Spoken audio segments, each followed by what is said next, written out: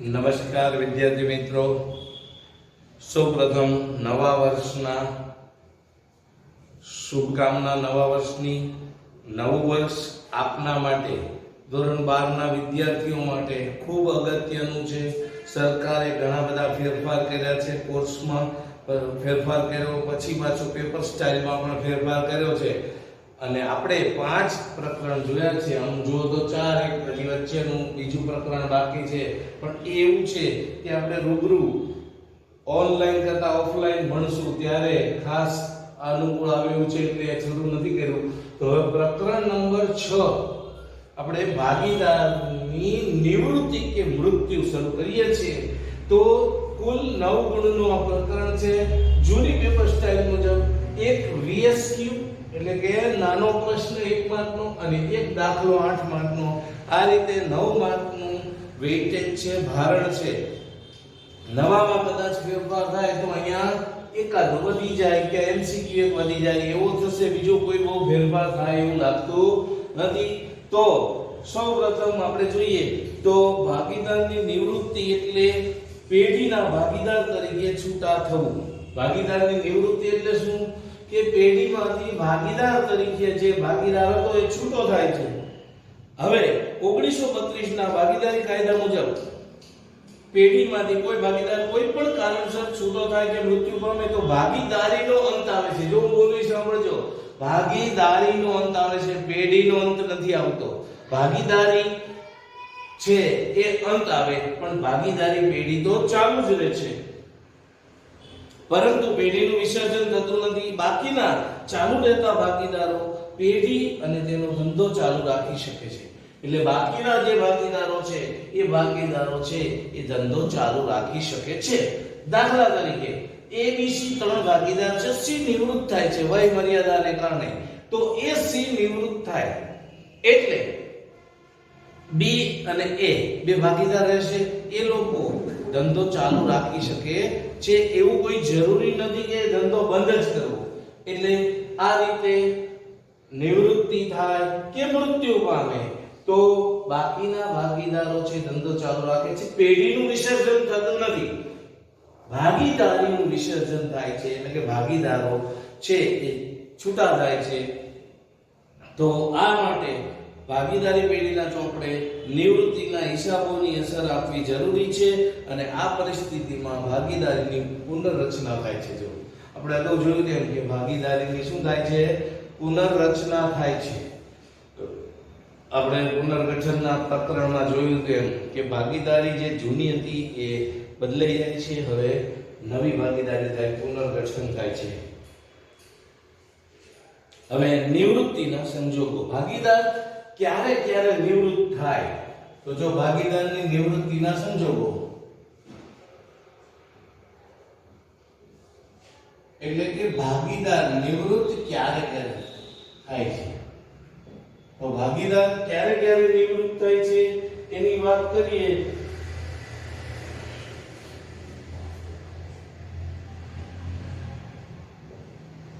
તો ભાગીદારની નિવૃત્તિના સંજોગો, તો એ નિવૃત્તિ કયા કયા કારણોસર થાય છે એની વાત કરીએ તો આપણે અહીંયા પહેલું કારણ છે કે ભારતીય ભાગીદારી ધારા અનુસાર, પહેલું છે ભારતીય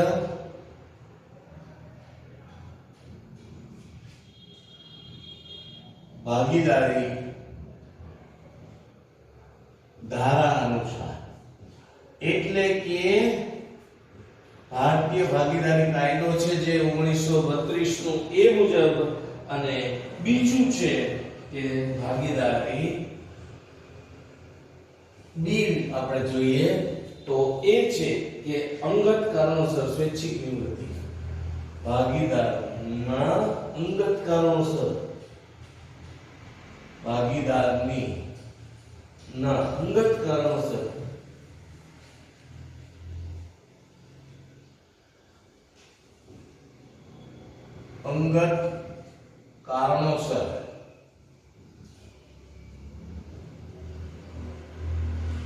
સ્વૈચ્છિક નિવૃત્તિ એટલે કે ભાગીદાર છે કોઈ પણ દબાણમાં આવ્યા વગર પોતાની જાતે સ્વૈચ્છિક રીતે અંગત કારણો કયા હોય તો એમાં એ પોતાને કોઈ બીમારી કે કોઈ પણ કારણસર એ નિવૃત્ત થઈ શકે છે.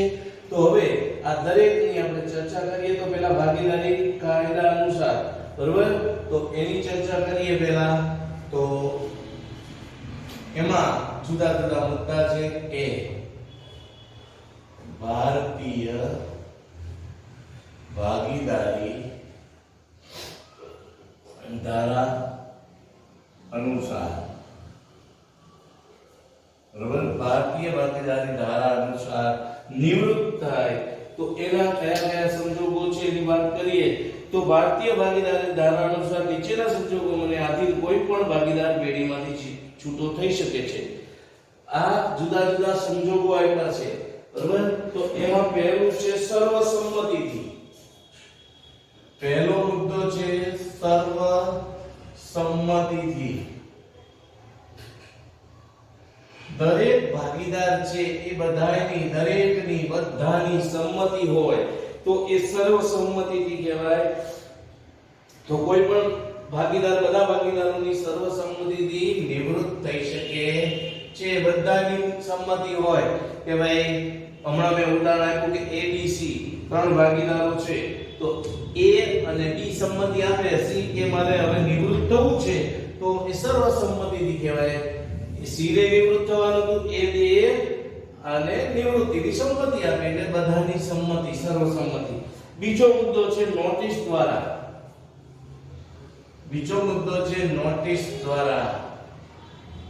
તો ભારતીય ભાગીદારીના કાયદા મુજબ ભાગીદાર પેઢીના અન્ય ભાગીદારોને નિવૃત્ત થવાના તેના ઈરાદાની લેખિત નોટિસ આપીને પેઢીમાં છૂટા થવાનો અધિકાર છે.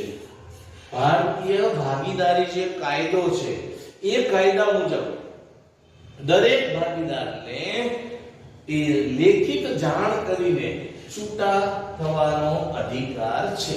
હમણાં મેં ઉદાહરણ આપ્યું ABC એક પેઢીના ભાગીદાર હતા, સીધે નિવૃત્ત થવું છે તો એ નોટિસ પીરિયડ લખ્યો હોય કે મહિના પહેલા 2 મહિના પહેલા જાણ કરવાની, તો અત્યારે એ જાણ કરશે તો 2 મહિના પછી એ નિવૃત્ત થવા થઈ શકે છે, પણ એ લેખિતમાં નોટિસ દ્વારા જાણ કરવી પડે છે. પછી છે ત્રીજું કરાર દ્વારા.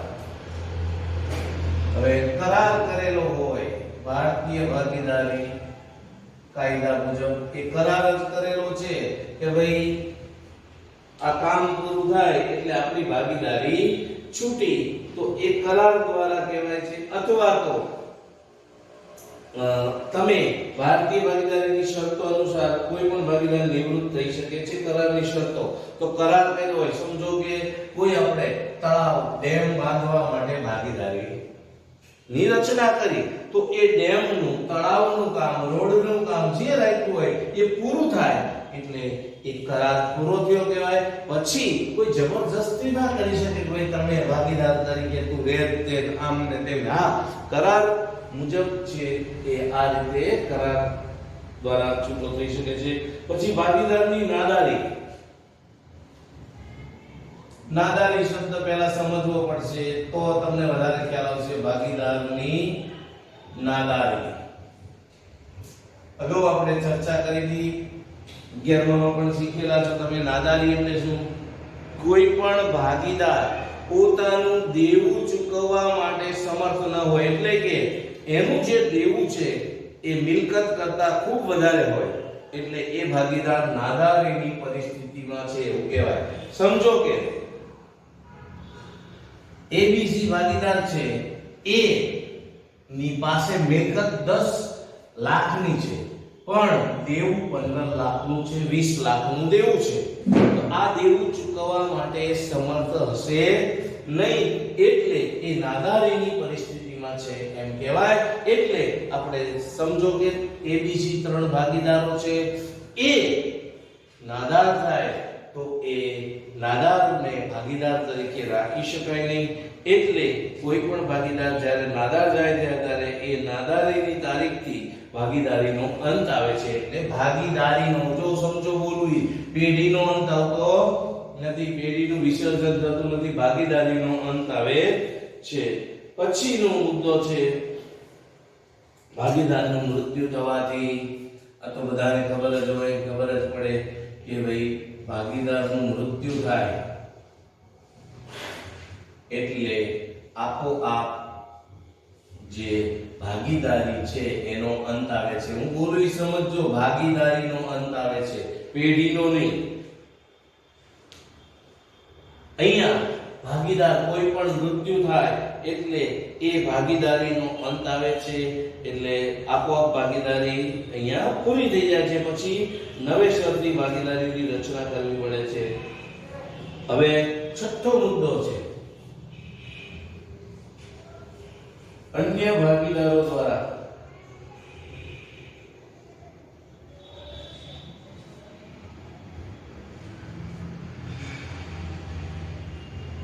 છૂટો કરવામાં આવે. હવે આ એક એવો સંજોગ છે કે બીજા બધા ભાગીદારો છે કે જોઈ લે ભેગા મળીને આપણી કદાચ પ્રવૃત્તિ એવી હોય કે આપણે કંપની ભાગીદારી પેઢી વિરુદ્ધ કામ કરતા હોઈએ તો એ શું કહેવાય છે, અન્ય ભાગીદારો દ્વારા છૂટો કરવામાં આવે. દાખલા તરીકે હું તમને સમજાવું તો ભાગીદારી કરારમાં જોગવાઈ નથી, ચાલુ ભાગીદારને અન્ય ભાગીદારો કરારની જોગવાઈ અનુસરીને છૂટો કરી શકે છે. સમજો હું અહીંયા ઉદાહરણ આપું છું, A B C D E આ 5 ભાગીદાર છે.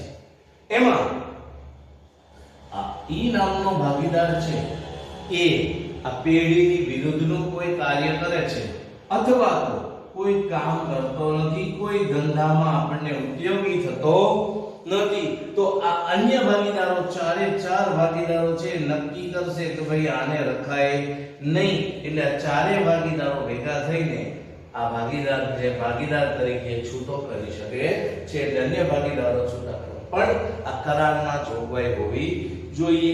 એ જોગવાઈ હોય તો આવું થાય છે. અહીંયા મેં તમને કીધું કે પેઢીના હિતની વિરુદ્ધનું કાર્ય કરે એટલે એ તમને ખ્યાલ આવવો જોઈએ કે પેઢી છે આ લોકોની, સમજો કે ABCDE નામ જ છે આ પેઢીનું. તો હવે એ સાબુ બનાવતી હોય તો એ રેજીની સાબુની ફોર્મ્યુલા છે, એ સાબુની ફોર્મ્યુલા આ બીજાને કોઈને આપી દે અથવા આ પોતાની પ્રાઇવેટ કંપની પેઢી કરીને એમાં ઉપયોગ કરતો હોય તો એ પેઢીના હિતની વિરુદ્ધનું કાર્ય થયું, એટલે એ વખતે આને છૂટો કરી શકે છે, પણ કરારમાં જોગવાઈ હોય તો. હવે ભાગીદારીનું અંગત કારણોસર સ્વૈચ્છિક નિવૃત્તિ. હવે બી પોર્શન, આ પહેલો વિભાગ હતો ભાગીદારી ધારા અનુસાર આ રીતે છૂટા થઈ શકે. હવે બી કે ભારતીય ભાગીદારના અંગત કારણોસર સ્વૈચ્છિક નિવૃત્તિ. ભાગીદારના નહીં, અંગત કારણોસર સ્વૈચ્છિક નિવૃત્તિ. ભાગીદારના અંગત કારણોસર સ્વૈચ્છિક નિવૃત્તિ. હવે અંગત કારણોસર એટલે મેં હમણાં ચર્ચા કરી હતી તમને, તો મેં કહ્યું તો કોઈ ભાગીદાર પોતાના અંગત કારણોસર નિવૃત્ત થવાનો નિર્ણય કરી શકે છે. સક્રિય ભાગીદારને, જો સક્રિય ભાગીદાર એટલે શું, તો આ 5 ભાગીદાર છે એમાં આ કઈ કામ ન કરતો હોય, ચારે કામ કરતા હોય તો નિષ્ક્રિય કહેવાય, સક્રિય નથી. પણ આમાંથી કોઈએ નિવૃત્ત થવું હોય તો એમણે નોટિસ દ્વારા જાણ કરીને બરાબર કરવી આ ફરજિયાત છે. નોટિસ દ્વારા જાણ કરવી ફરજિયાત છે અને નહીંતર તેની નિવૃત્તિ પછીની પ્રવૃત્તિ દ્વારા ઉપસ્થિત થતી ક્રાઇક પક્ષ પરત્વેની જવાબદારી માટે તે જવાબદાર બને છે. 5 ભાગીદારો છે. જો આ શબ્દ થોડા અઘરા છે તો તમને સમજાવું. હવે બી ને નિવૃત્ત થવું છે, આ બી નિવૃત્ત થાય છે બરાબર, પણ એ નિવૃત્તિ અંગેની જાણ છે ને એ કોઈને કરતો નથી અથવા તમને એમને જાણ કર્યા વગર નિવૃત્તિ થઈ ગઈ એમ કે છે. પણ હવે આ પછી સમજો કે આજના તારીખે આ નિવૃત્ત થાય છે પણ લેખિતમાં જાણ કરતો નથી, નોટિસ આપતો નથી. હવે 1 મહિના પછી 15 દિવસ પછી કંપનીમાં આગ લાગે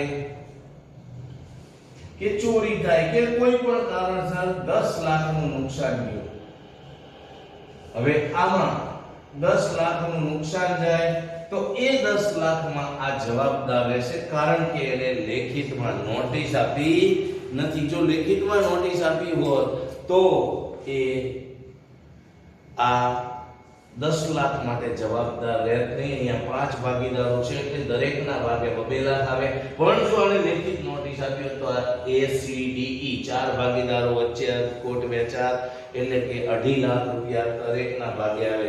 એટલે ખાસ આ ધ્યાન રાખવાનું કે લેખિત નિવૃત્તિ જે કોઈ પણ ભાગીદાર છે, પણ કયો ભાગીદાર કે જે નિષ્ક્રિય ન હોય, એટલે સક્રિય ભાગીદારે લેખિતમાં નોટિસ આપવી ફરજિયાત છે. આ ખાસ ધ્યાન રાખવાનું. હવે મહત્વની હિસાબી બાબતો અને હિસાબી અસરો આપણે જોવાની છે. તો એ મુદ્દો આપણે જોઈએ. ત્રીજો મુદ્દો આવશે. પહેલો પ્રસ્તાવના જોઈ. હવે મહત્વની હિસાબી બાબતો.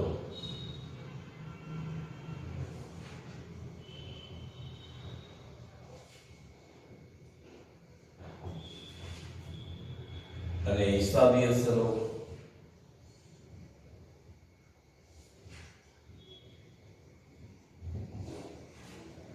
તો આમાં જ્યારે પેઢીના ભાગીદારો પૈકી કોઈ ભાગીદાર નિવૃત્ત થાય કે મૃત્યુ પામે ત્યારે અને બાકીના ભાગીદારો પેઢીનો ધંધો ચાલુ રાખે તો નિવૃત્તિની તારીખથી પેઢીના ચોપડે નીચે મુજબની બાબતો ધ્યાનમાં લેવી પડે. જો શું કીધું? કોઈ પણ ભાગીદાર નિવૃત્ત થાય ત્યારે નિવૃત્તિ પછી જે તારીખ આવે છે એ તારીખથી હિસાબી ચોપડે આ 6 બાબતો આપી છે એ ધ્યાનમાં રાખવાની છે. હું અહીંયા લખતો નથી, તમારી પાસે બુક છે એમાં જોઈ લેવાનું. ખોટો આપણો ટાઈમ બગાડવો નથી. હવે આપણી પાસે ટાઈમ ઓછો છે.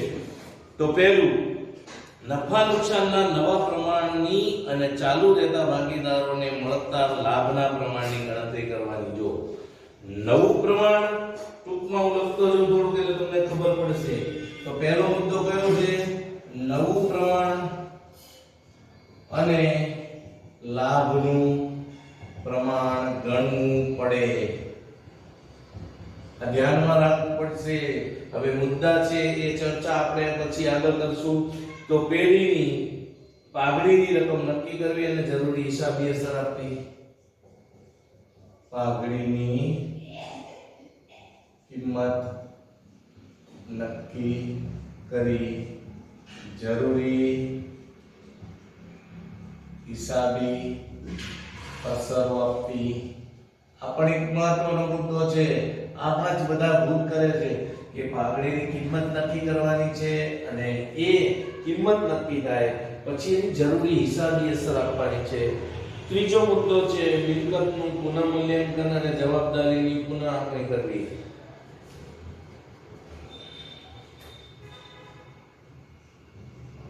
મિલકતોનું પુનઃમૂલ્યાંકન અને જવાબદારીઓની પુનઃ આંકણી.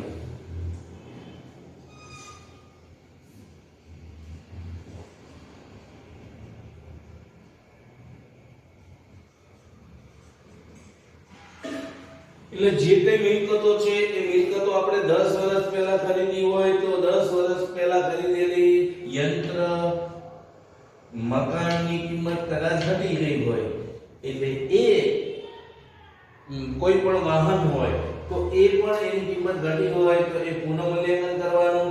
અને જવાબદારી છે જે દેવું છે એની પણ પુનઃ આંકણી કરવાની. એટલે કે ભાઈ અત્યારે કેટલા દેવાના થાય છે આ રીતે ધ્યાન રાખવાનું છે.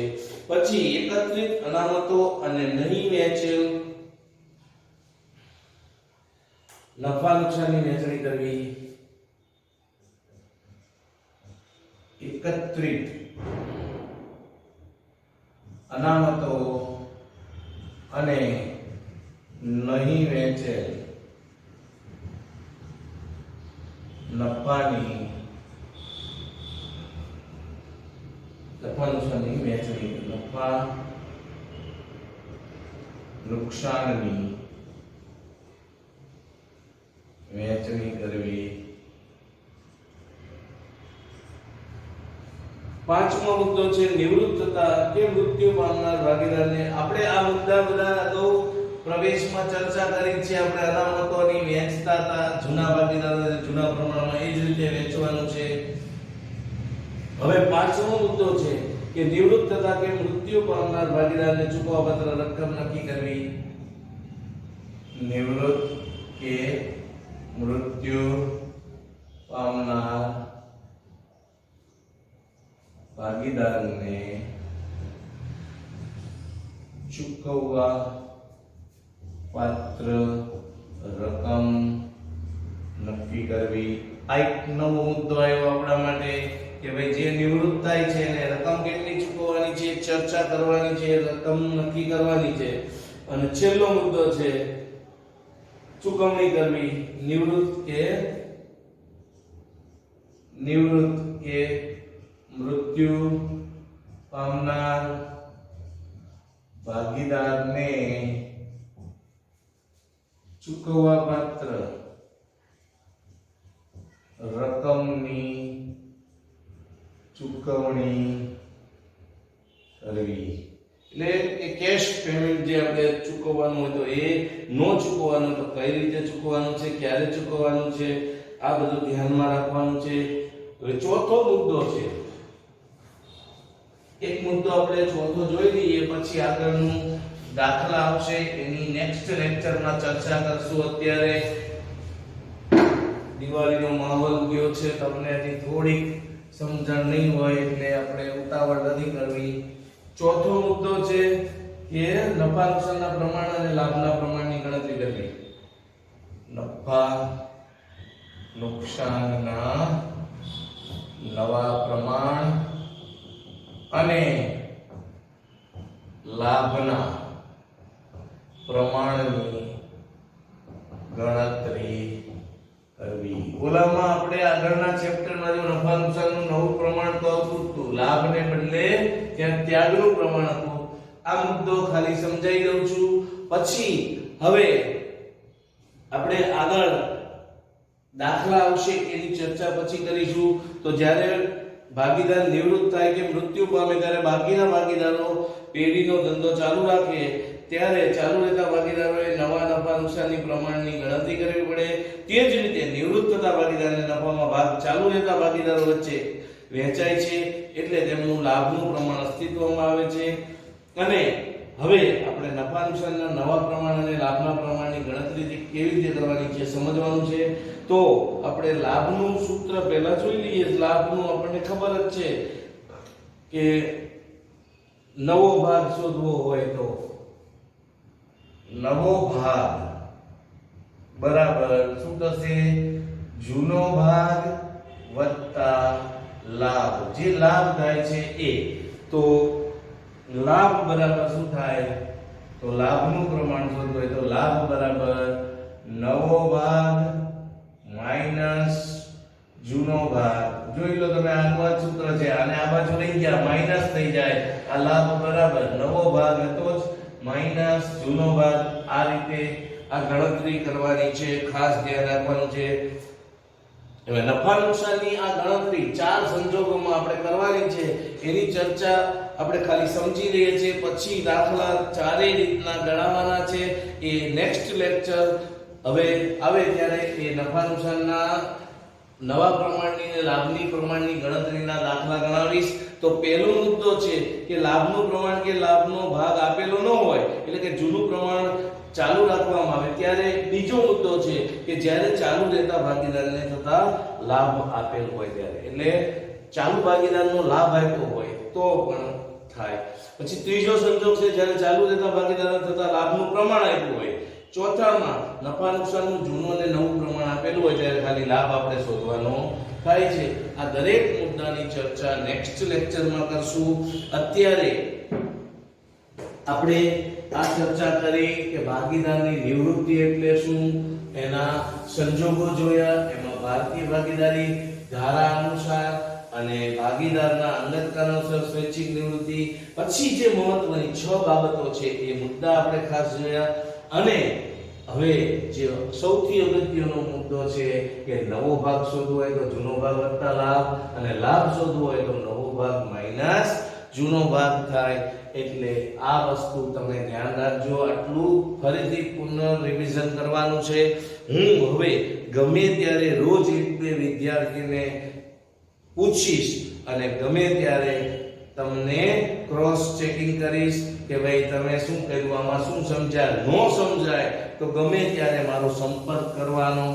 તમને બધાને નંબર તમારી પાસે છે જ આપણે. એટલે ખાસ આ ધ્યાન રાખવાનું છે કે શરમાયા વગર, મૂંઝાયા વગર, ગભરાયા વગર આપણે પૂછવાનું છે.